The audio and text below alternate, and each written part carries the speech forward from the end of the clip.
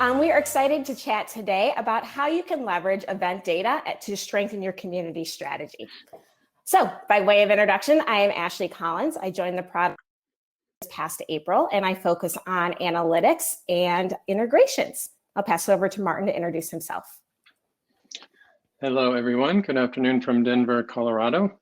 My name is Martin Remy. I work on the data science and analytics team at Bevy.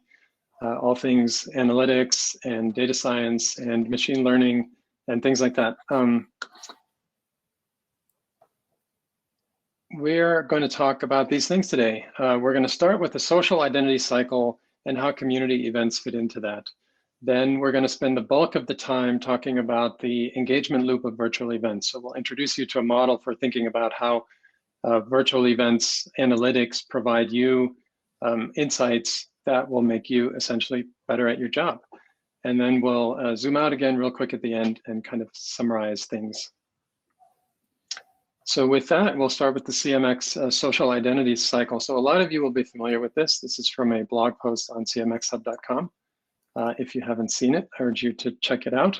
It's also in this fantastic book, The Business of Belonging. And this is a nice place for us to start with a zoomed out view and kind of situate where events fit into the community journey. So I'll do a very quick review of this. So identification, when someone joins your community, they believe that there's something about their personal identity that aligns with the identity of your community. And there's often a shift in there from I do X to I am X. So for example, from I play video games to I'm a gamer. And once you say I'm a gamer or I'm a gamer in Denver, then you have a foundation for aligning yourself with the community. So that alignment of your identity strengthens through participation in the community. And participation can take many different forms. It can start passively as just consuming content. It can be answering questions. It can be creating content or attending or even speaking at an event. So validation then is, as your engagement with the community grows, you start to experience a sense of rewards. You feel a sense of belonging, respect, and pride. So this is a virtuous circle that participation is a very important concept in. And we're going to focus today on one mode of participation, which is events. So, but first we're going to look at the rhythms of your community. Okay, so here is the electrocardiogram of your community. I hope there are no cardiologists here today because I'm probably going to stretch this metaphor a little bit too far. But looking at this looks like a healthy community. It's chugging right along. You as the community manager are doing amazing work, keeping everyone engaged, keeping content flowing, keeping events going, keeping the community vibrant, and moving everyone up the commitment curve. The pulse of this community are events. So events are magical, whether they're in person or virtual or hybrid. I hope you all have been experiencing some magic this week. These can be any kinds of events. So they can be like small chapter events, learn-ups, or you might have some big annual conferences. So we're going to zoom into one of these bigger events and use that to introduce you to the event engagement loop, and I'll turn it back over to Ashley for that. Perfect. So what is the event engagement loop, and how does that relate to a specific event that you're running for your community? So we're looking at it through 4 different lenses. We're looking at it first through attendees. What is the attendee data that you're collecting? It could be from the number of registrants, the individuals that check in, but essentially anybody that comes in and through that registration or check-in phase, there's a wealth of data there. The second big portion is your agenda. Within there, you spend the time crafting your content that not only captivates the members of your community to register, but also has content that keeps them engaged. And so with virtual events, you now have the ability to understand how long do people engage with your content and which content resonated strongest with them. The next portion of the engagement loop is networking. These are those structured networking opportunities that you're providing for individuals. So in our context, this could be networking tables. So perhaps you have network that are grouped together by geographic region, or by topics. And from there, when you're using your virtual event, you have the opportunity to see who attended them, what topic tables were heavily attended, what questions were asked, how long did people stay. And the last big portion of the engagement loop is discussion. This is really that the natural conversations that if we were at an in-person event would take place in the hallway. So discussions could take in the Q&A panel that you guys are engaging with today, but also in the chat section. So zooming in on this, how do we take this back to the business questions that you as an event organizer are really trying to understand? So with your attendee data, you really want to understand what was your registration retention for the event. Of those that registered, how many checked in and how engaged were they throughout the event? You also want to understand, across the duration of the event, how many unique people did you actually reach inside of your community? You may also, if you're running a multiple day event like CMX is, you might want to understand how many unique people checked in each day. And lastly, you really want to understand how people flowed in and out of your event based in their check-in times. What does this look like and how is Bevy supporting you to answer these questions? So here on the product and data team side, we are working on developing dashboards to show these visualizations in app. So what we're looking at today is a sample event where we had 950 registrants. But that's just one stat. But you really might want to understand, how did these registrants flow into your event? So the next supporting visualization is, okay, how did they register week by week to your lead-in time? So we can see that there was a really big push for registration. 12. What did we do differently from our marketing perspective that drove all this registration there? But also want to dive in and see, how many individuals registered each specific day. And so when you come into Bevy, you'll be able to select on any of these visualizations and do a drill down and see what was the specific people that registered during that week. Lastly, as you're zooming out to the end of your event, you really want to understand what was that retention that took place. So on the funnel, you'll see that of those 950 registrants, we had 430 individuals that checked in. And of those 430 individuals that checked in across the event, you'll see that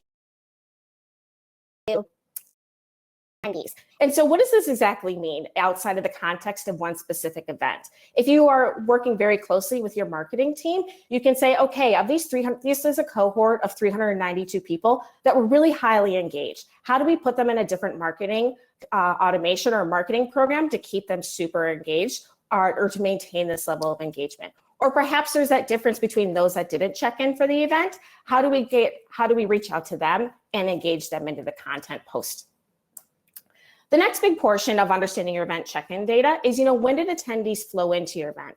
And so this is looking at, the timestamps of when for the first time or when they repeatedly. And so this is actually really helpful from the context of understanding when did people flow in, when did people flow out, but also if you're looking at the perspective of which time zones resonates for your audience, perhaps which sessions were heavily attended or when did people drop out. This would be a graph to be able to show you that information. So looking at the second portion of the engagement loop of the agenda, looking at the business side of things, you really want to understand what content kept agenda, what content from the agenda kept attendees the most engaged. And from there, you might want to use this information to create a strategic wrap up for your event. So going back to those individuals that didn't attend the event, you might want to send out the heavy hitting content sessions to get them to come in, not only to view those segments, but also to view other content within. And also you might want to use this data from your agenda to understand how can we turn this into a blog, or how can we turn these sessions into evergreen content that will resonate with our community. So going back to the dashboard that we're working on building, this is a sample agenda. And so here we have, kind of that static information of, the session title, the start date. But really, where it really becomes interesting is, what was the average time engaged each person spent in minutes for that session? And of that, what percentage of the time were they engaged? And furthermore, how many unique attendees came into this session? And so going back into those top of mind business questions you might want to answer, should I include in my strategic wrap up? Perhaps it makes sense to include the sessions on lines 2, 5, and 9, because almost 50% of the content was watched.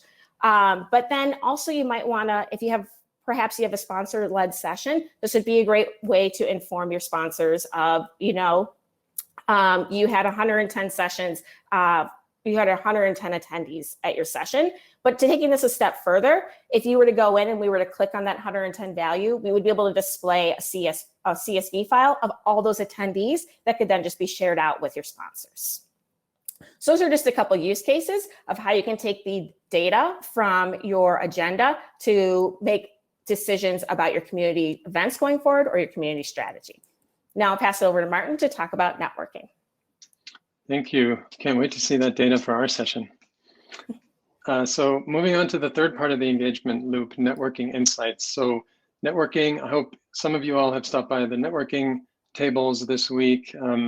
Networking is where your attendees talk and share and learn and teach to each other. And so did I mention magic before? I think I did. This is the magic of events right here. People meeting each other and teaching each other and learning from each other.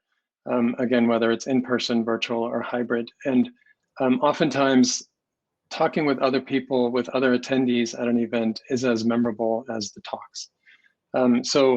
Looking at networking tables, they usually have a limit on the number of people who can be at the table. That's to make sure that everyone has a chance to participate. And the analytics you can get about networking let you answer questions like these. So how much sharing and learning took place? Did most people stop by a networking table? Only a few people? Which table topics were heavily attended? So this is one way you can get insight into like how strong are the interest groups in different kinds of topics at your event? Can we identify emerging interest areas for our community, which will come up again later on with questions?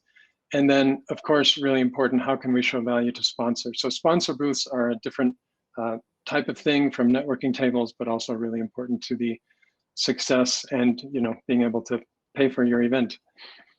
So let's look at some reports here.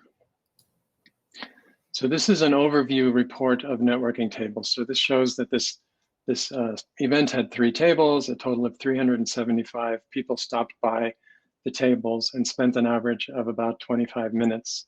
So the tables here were organized around roles of data professionals. So we had one for designers in data, one for data scientists, and one for analytics engineers.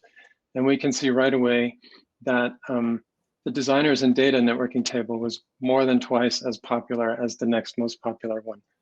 Now, this might be because maybe designers are more outgoing than data scientists and analytics engineers. I'm not going to judge. These overview insights can be pretty interesting, but there's also a detail report.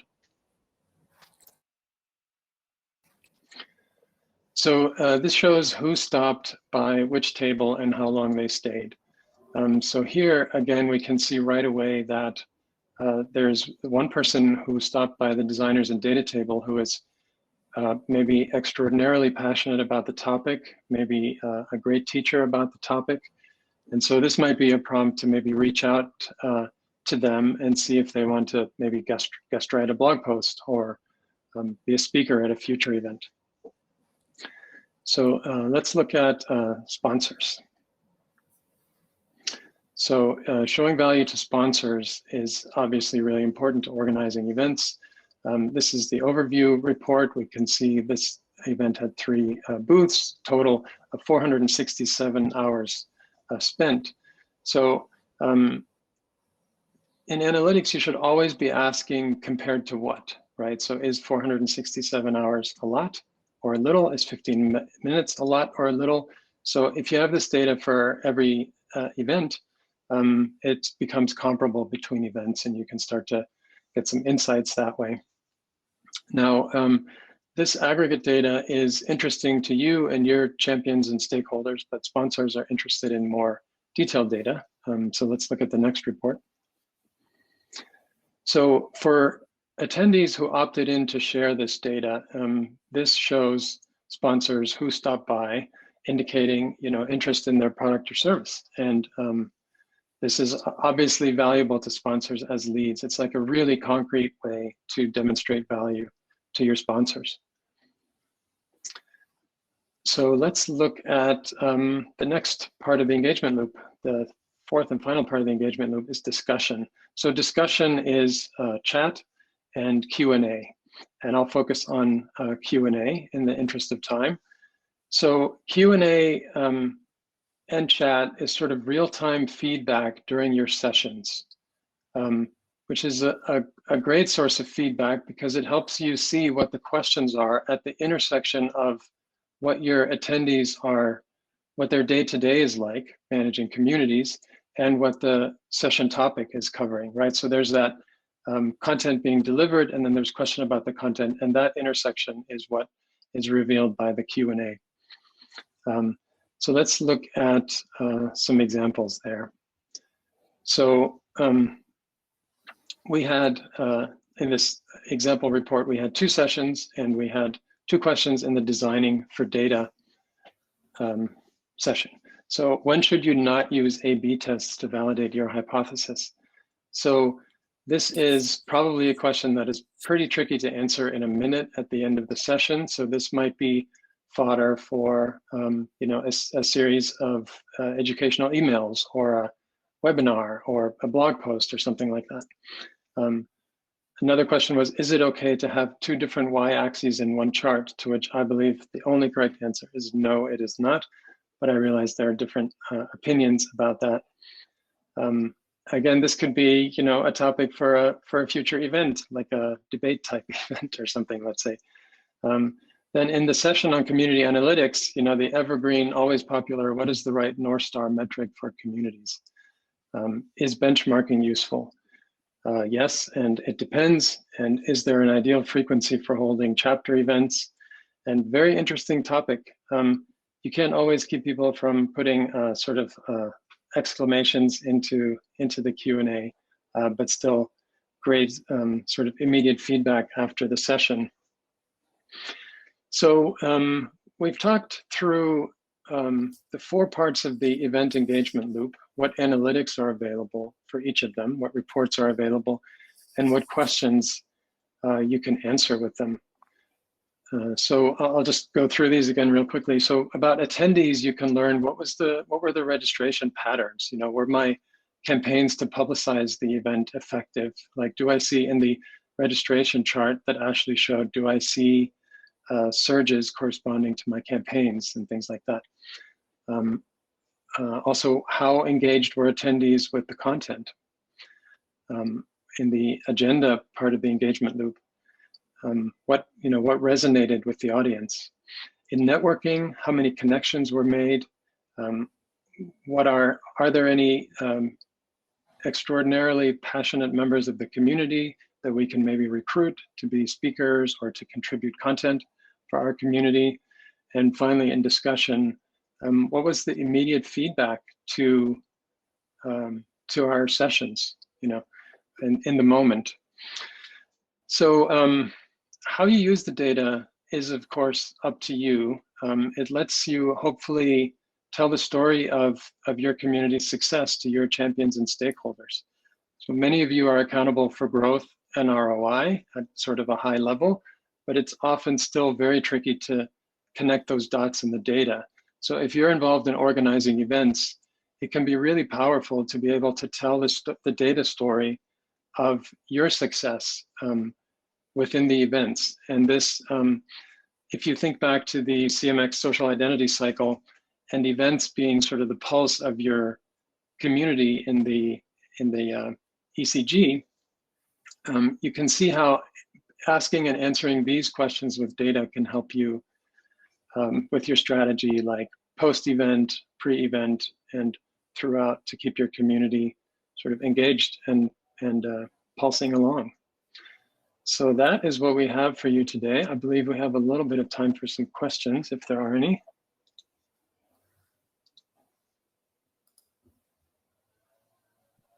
Yes, that was fantastic, and thank you very much. Really, really cool, and we can see the workings behind all the data that is that pertains to the sessions, you know, we're holding maybe here and also in other events. So that was very, very enlightening, and thanks very much. So we have some questions indeed, and it's great that you've mentioned questions in your presentation. So let's see the most important one. It's George Huang is asking, how do you measure how much sharing and learning took place? Right, good question. So I had that question in the networking insights.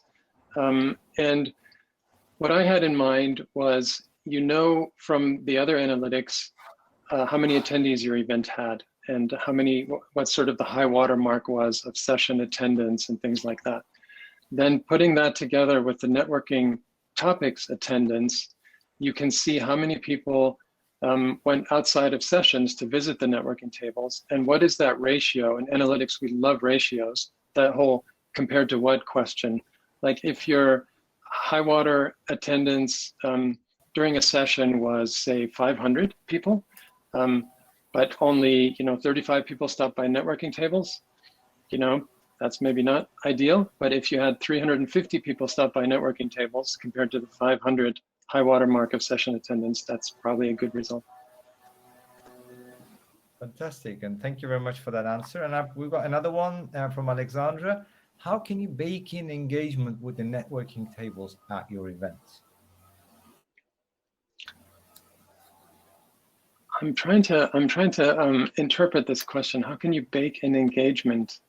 Maybe Ashley would have some insight into this, having organized events in the past. No, I think a couple ways in which you could bake in engagement. So I think an easy way to do it is, what are discussion prompts there? And then perhaps the moderator would ask the question, and then you leverage the chat function around it to get everybody to have a conversation around it that way. So I think it's more so looking at the networking tables as multidimensional. It's not only what is being spoken by the individual who's speaking, but how do you also supplement that with the conversations taking place in the chat? And also a portion of it you could do is to bake in engagement. Perhaps you could do breaking people up into groups. So maybe there is a way in which, there's a prompt that is presented, you go out and you talk about the prompt for a couple minutes, and then you come back and you share your findings. Cool. There's a cool suggestion in the chat too. Oh, fantastic. So yeah, definitely. Some really, really cool suggestions, and there's a lot of engagement in the chat as well. So one more question we can possibly have here in the interest of time. So Prarakala is asking to Alexandra. Last year on our virtual conference, we used this gamification methods by creating through Airmeet platform by creating 50 tables and assigning certain words on 10 to 12 tables to our team volunteers. Attendees can go over on all tables and try to collect max number of words and share the list. Yes, that is the suggestion that you were mentioning. So yeah, definitely that's something to consider. And I guess this is about it in terms of questions. I'm going to use an executive power of being an MC. There was a mention from Paul over there, and people have said that's a great question for the Q&A. Let's see if we can actually speak about it for a few seconds. As with physical events, so much content in virtual events lives and dies on the days of the event. Key is the plan to take the content out afterwards before you get into the event. Interested how you think of how to drive post-event engagement. Yeah, so I think that there's a couple ways in which you can look. So obviously there's the passive way of sharing out the recordings afterwards. But I think another way in which you could infuse this is, okay, so how do we extend this content from our virtual event into our discussion community? So, perhaps there's a natural bridge that comes over there in that methodology, or perhaps, there's a follow-on event. So going back into the example that Martin shared about, is should we do benchmarking, and there's a lot of questions that come through it. Maybe there's a mini event series that you have. If there was a lot of questions, there's a lot of engagement here around this. How do you use that to make it a smaller scale event, maybe at a chapter event or at a conference size event to help continue that conversation? Cool, fantastic. That's just that's a great answer there. So that brings us actually to the end of our session. So thank you to Ashley and to Martin. It's been fantastic. It's been very much revealing for me to find out how things work. Thank you for having us. Thank you.